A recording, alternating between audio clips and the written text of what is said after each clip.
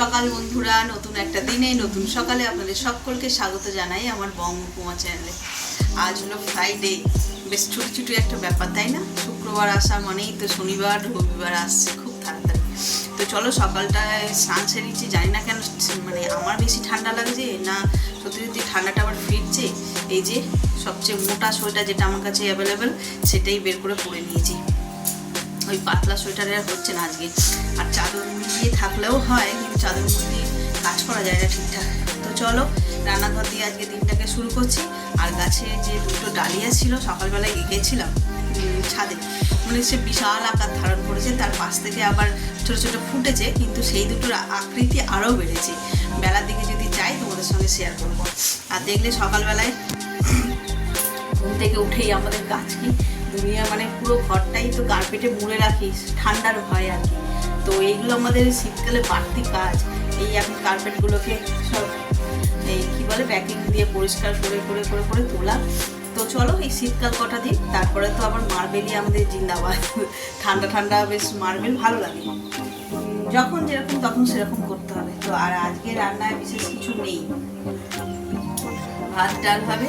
আর আমার সবচেয়ে শীতকালে পেঁয়াজ কলি এটা হবে। এখানে মাছ এনেছে, মাছ অল্প করে আনা হয়েছে, সেই জন্য দেখানোর মতন কিছু নেই। এই শোল মাছ, খালি শোল মাছ, এটা কি মাগুর মাছ এনেছে। মায়ের ঝোল হবে, কাতলা মাছ এনেছে, ওদের অফিসের খাওয়া দাওয়া মানে খেয়ে বেরিয়ে যায় ভাজা। তো চলো আজকে দিনটাকে এখান থেকে দারুণভাবে শুরু করি। সারাটা দিন কী করছি না করছি সবটাই তোমাদের সঙ্গে শেয়ার করবো। দেখি একবার গড়িয়াহাটের দিকে যাওয়ার আছে, যদি যাই তাহলে তোমাদের সঙ্গে শেয়ার করবো। তো চলো, আমার ঘরটা কি ঝলমলে লাগে দেখো। সকালবেলা এত রোদ উঠেছে, পুরো ঘরছে, বিছানায় রোদও চলে এসেছে, জানলা দিয়ে রোদ পড়ছে। এই ঘরটাতে এই সাইডটা হওয়ার ফলে কী হয়েছে, বেশ রোদ্দুর আসে সকাল মানে দুপুর পর্যন্ত রোদ্দুর থাকে। আর বারান্দায় তো মানে কালকে কী বলবো 2-2:30 পর্যন্ত ওখানে রোদ্দুর ছিল, ওই ব্যালকনি জামা।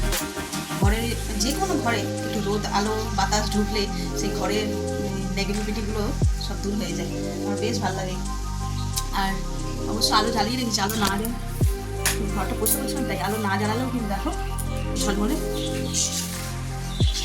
চলো, কিন্তু এত রোদ ঝলমলে হলে কী হবে, ছাদে যদি যাবো একটু, তার উপায় নেই। এখন রান্নাবান্নাটা সারি সেরে তারপরে যাবো। আজকে বেশ সকাল থেকে রোদ উঠেছে, মানে আমি তখন কটা বাজে 6:45 বাজে ঘুমটা ভেঙেছে। আর এদিকে জানলা দেওয়া ছিল, কিন্তু কাঁচ তো দেখছি যে বেশ রোদের একটা আভাস এসছে 7:45 সময়। তো তখন অত চড়া ছিল না, কিন্তু রোদুর উঠে গেছিলো। তো যত বেলা বাড়ছে দেখছি যে রোদ্দুরের বেশ তাপ, কিন্তু হলে কি হবে, এই যে সোয়েটার পরতে হয়েছে, মানে সোয়েটার পরতে মানে কি রোজই পরি, এই মোটা সোয়েটার বের করে পরতে হয়েছে। চলো রান্নাটা সেরে নিই, রান্না বসিয়ে দিয়েছি। এই যে পেঁয়াজ কলি শিম ভাজা, ভাতটা মনে হচ্ছে হয়ে গেছে। চল ফ্যানটা ঝেড়ে নিই। এই যে মাছে নুন হলুদ মাখিয়ে নিয়েছি, আর এদিকে আমার কড়াতে তেলও গরম হয়ে গেছে।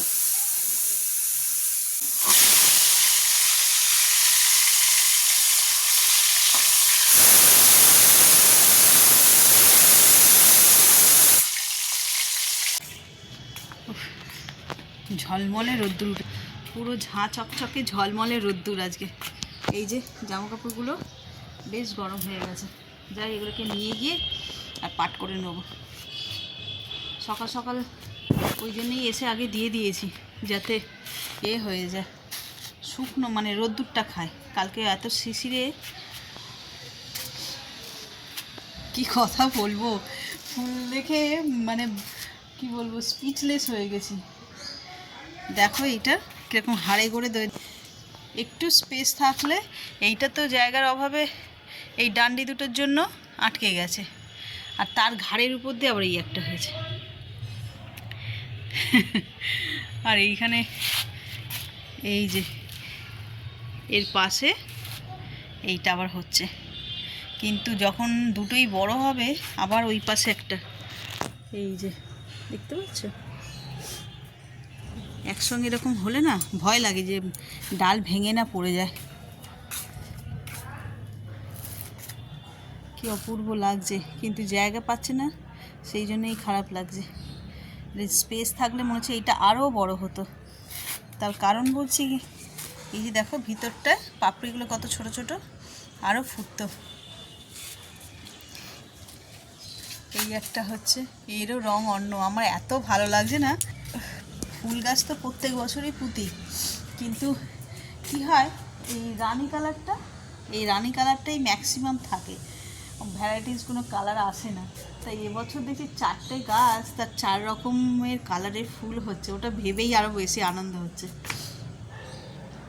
বেশ ভালো লাগছে।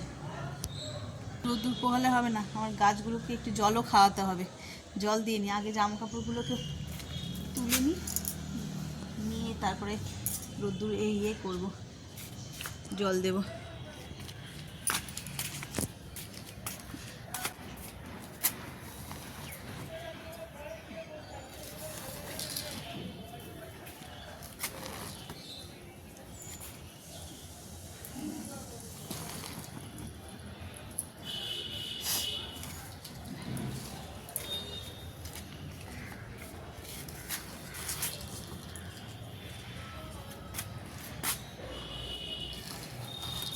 গরম হয়ে গেছে।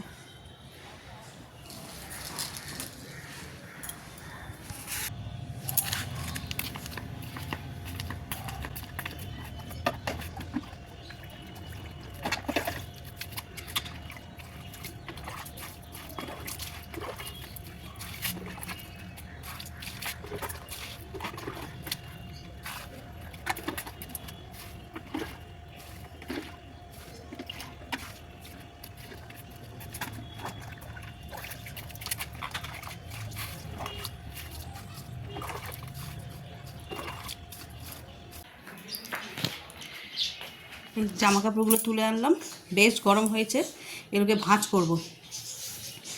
এখন না ভাঁজ করে নিলে আবার এই দলা মোচা খেতে খেতে আবার কুচকে যাবে। আর এগুলো ভাঁজ করার আগে আরেকটা কাজ মনে পড়েছে, আজ এটাও বামনি বাঁধা 3 দিন হয়ে গেল, তাই এই যে খড়গুলোকে এবার খুলে দেবো।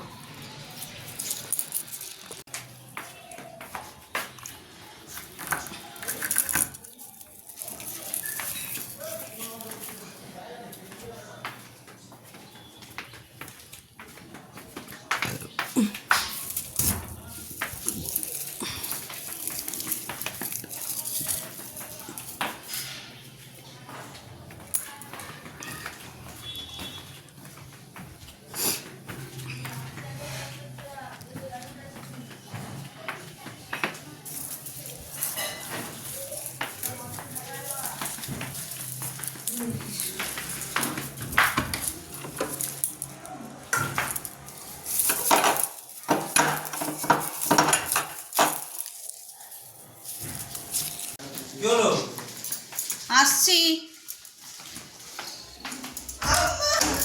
এই যে রেডি হয়ে বেরোলাম, বলেছিলাম একটু গড়িয়াহাটে যাব, সেই রেডি হয়ে বেরিয়ে পড়লাম।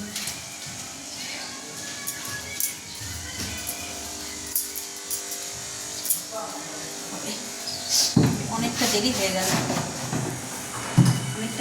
গেল, এদিক ওদিক সামলে উঠতে শুনছ, আসলাম আমি।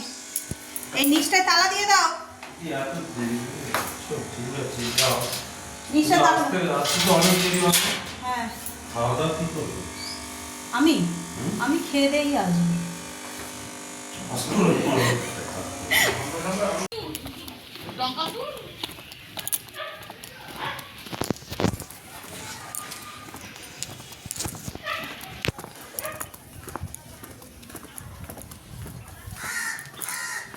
বেরিয়ে পড়লাম, অনেকটা দেরি হয়ে গেল, যাব প্রিয় গোপালে। কেন যাচ্ছি, কি করতে যাচ্ছি সেসব পরে জানবে, পরের ব্লগগুলো কন্টিনিউ করলেই জানতে পারবে। কেন প্রিয় গোপালে যাচ্ছি তো শাড়ি কিনতে, এইটুকুনি তো বুঝতেই পারছো। তবে কেন হঠাৎ এখন শাড়ি কিনতে যাচ্ছি সেটা সারপ্রাইজ। অবশেষে পৌঁছে গেলাম আমার গন্তব্যস্থলে, প্রিয়গোপাল বিষয়ীতে। এখান থেকেই শাড়িটা নেব, মা বলে দিয়েছে ম্যাক্সিমাম শাড়ি এখান থেকেই নেওয়া হয়। আর এখানে শাড়ি দেখো, খুব সুন্দর সুন্দর শাড়ি দেখাচ্ছে, এগুলোর মধ্যেই এখানে সেই শাড়িটা খুব পছন্দ। তোমরা দেখে নাও কোনটা নিলাম। এটা তোলো এবার, ওইটা দেখো।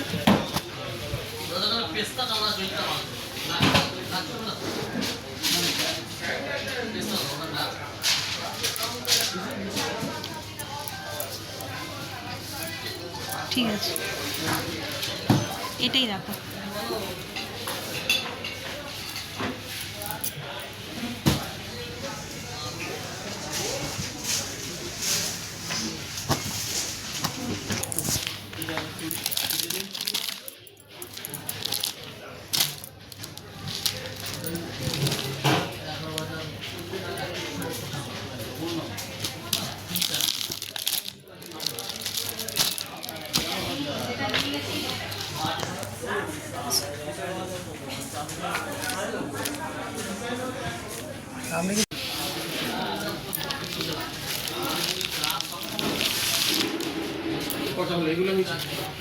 এইগুলো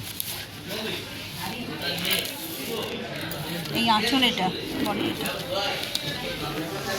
আমি যেহেতু সিল্কের শাড়ি নেব সেই জন্য আমি সিল্ক কাউন্টারেই গিয়েছিলাম। আর এটা 3 তলার উপরে এত সুন্দর সুন্দর শাড়ি দেখাচ্ছিল না। আসলে বড় দোকান হলে যা হয়, যেটাই দেখাচ্ছে সেটাই যেন পছন্দ হয়ে যাচ্ছে, কোনটা ছেড়ে কোনটা নেব। তো ওই বেছে বেছে এইটাই নিলাম। করে চেষ্টা করছি, একদিন না একদিন ঠিক এগিয়ে যাবে। এটা সিলেক্ট করে দেবো তো? হ্যাঁ হ্যাঁ হ্যাঁ, নিচে যাবো তো নাকি? নিচে তো কিনতে তো গিয়েছিলাম শাড়ি, তো শাড়ি কেনা হয়ে যাওয়ার পরেই চোখ পড়লো এইগুলোতে। এখন তো রিসেপশানে কেউ আর বেনারসি বা অন্য ধরনের শাড়ি খুব কমই পরে, এই সমস্ত লেহেঙ্গাগুলোই পরে। তো আমিও চোখ পড়তে একটুখানি দেখছিলাম, হাতে নিয়েও দেখেছি বেশ ভারী, কী করে যে ক্যারি করে। আমাদের সময় এই সমস্ত ছিল না ঠিক কথা, তো এখন দেখছি সব ম্যাক্সিমাম মেয়েরাই এই সমস্তগুলো পরে আর বেশ সুন্দরভাবে ক্যারি করে। আর দেখতেও কি অপূর্ব দেখো, প্রতিটা পিস। এখানে তো শোকেসে সাজিয়ে রেখেছে 10টা মতন, ব্যাক সাইডে তো আরও ছিল, সেইগুলোও দেখেছি। আর এই যে এই শোকেসটাতে দেখো কি সুন্দর সুন্দর সব শাড়ি সাজানো রয়েছে। এগুলোর কি কি নাম কে জানে। তো তোমার গিয়ে তোমাকে নাম না বললে না ওরা ঠিকঠাক করে বের করে দিতে পারে না, তাই এইরকমভাবে সাজিয়ে রাখলে না বেশ সুবিধা হয়। গিয়ে যদি বলি যে এই টাইপের শাড়ি বের করে দিন, কি অমুক শাড়িটা দেখলাম শোকেসে, ওর কোনো পিস বের করে দিন, তাহলে কিন্তু বেশ সুবিধা হয়। আর পুরো দোকানটাতে রং বেরঙের শাড়ি পরে এইভাবে সাজিয়ে গুজিয়ে সব শোকেসে সাজানো রয়েছে ফ্রেম করে করে, ভালো লাগছে বেশ। তো চলো শাড়ি কিনে শাড়ি দেখে এবার বিল কাউন্টারে চলে এসেছি, বেরিয়ে যাবো।